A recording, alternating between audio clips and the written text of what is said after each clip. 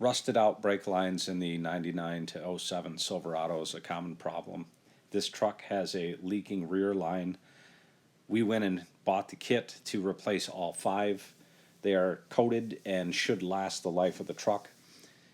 What occurred to me while doing this project is if I could have cut the lines near the front wheel well and pulled half of the line out the front and half of the line out the back, it would have saved me a lot of time.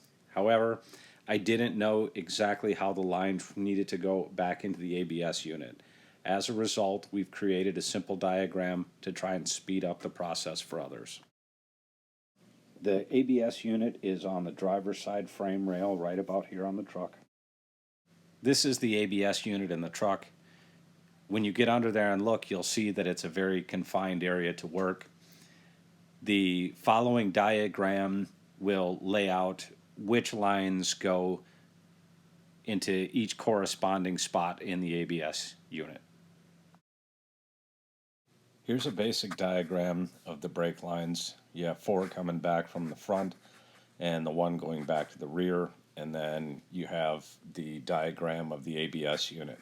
Driver crossover rear left to right across the top, and the 2 master cylinder lines left to right across the bottom.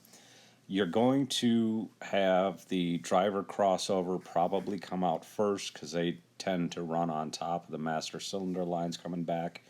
The only thing that's important here is to do the rear line first and tighten it down because it's the hardest one to get at. It's a tight space in there. Pull the plastic fender liner out of the front wheel wells, and on the driver's side you'll see that the crossover is the very top one in the clip, followed by the driver with the 2 master cylinder lines below.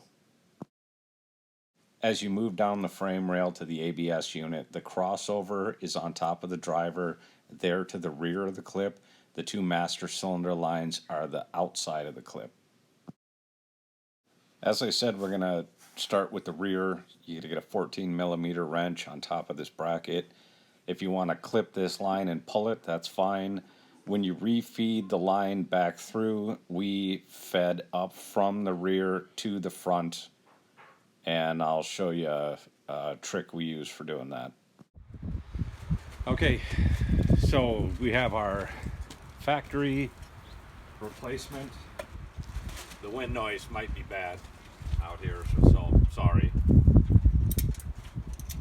And they come in a box bent to fit, but it's pretty straightforward here. Between the tape is where you straighten your brake line. And it should fairly well match that original. Now the next step will be to try and work it back into place without a lift. And what I'm going to do when I push this back through, because of all the road salt and rust scale and dirt and gravel that's up underneath the truck, is I'm just going to put a piece of masking tape over the end to keep any dirt and debris out, and then with a partner we're going to feed it back through the same way we pulled the old one out. To pull this gas line, brake line down over the gas tank and along the frame rail, you keep the old brake line and use the one loop to pull the other loop, because you won't be able to reach up in there. Just use a little mechanical advantage here. So I break off about 3 feet of this old line, feed it up through there, hook it, pull it. The only challenge to feeding the brake lines back from the front is right here in the front driver's wheel well. It's tight getting the lines through, but once you get them routed, you're pretty much home free. So it occurred to me and the oldest daughter as we're doing this, we probably should have filmed on the front end how we did this. We loosened up all the wiring harnesses and that brake, the ABS sensor and all that coming back, and we fed the ABS module part through, and then fed the passenger side part through over here.